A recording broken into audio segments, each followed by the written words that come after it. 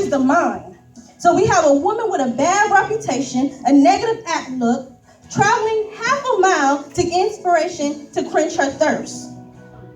Now, could it be that during this walk, she was pondering her current situation? She stopped going to the well with other women because they talked about her. She chose to go alone where her thoughts could overpower her. Could it be she was praying, asking for change, praying for the Messiah to come?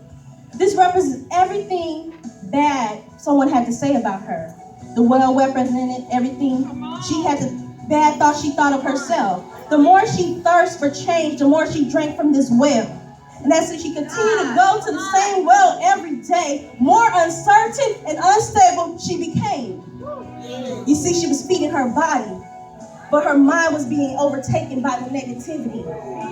See, I believe that Jesus knew she was going to be there. See, he rerouted himself to go through a country where no other Jew had went so he could meet her at her well. You see, he met her in her weakness. He met her when she was probably lost in thought.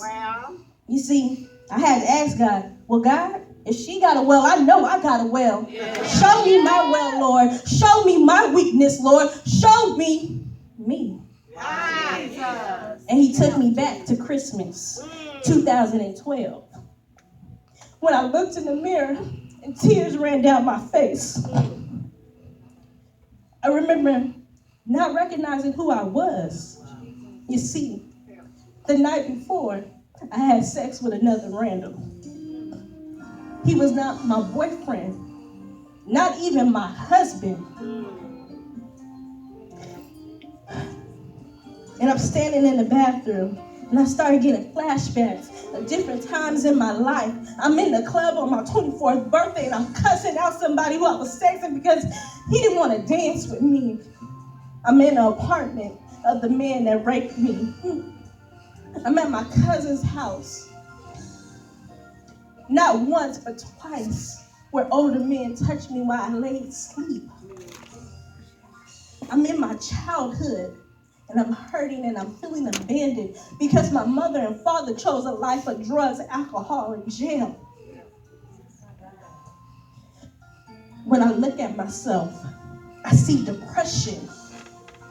I see no self-worth. I see no self-respect. I see someone unworthy of love. When I look at myself, I see who I have become. But there was something inside of me telling me that that's not who I had to be. It was the day that I decided to become celibate.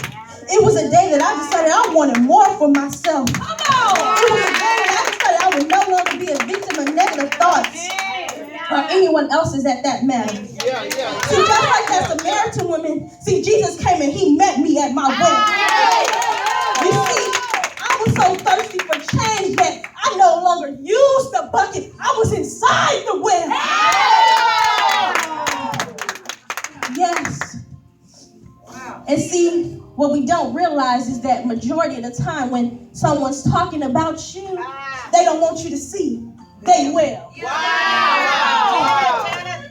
See, but the Samaritan woman's business, her well, was publicly known. Jesus knew this. Jesus knew all that she had endured. He knew she desired so much more out of life. See, Jesus was offering her eternal life. He was offering her a change of mind, Romans 12. Jesus had asked her about her husband.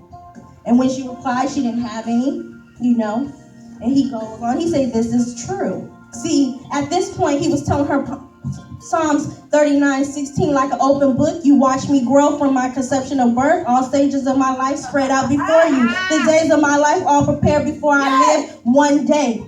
She didn't have to continue to feel alone. Hebrews 13:15, Lord, I will not forsake you. He was telling her Jeremiah 29:11-12. See, by accepting the water of eternal life, we're adapting a new well to drink from. Whereas the first well represented negativity, the second well represents life and gives us hope.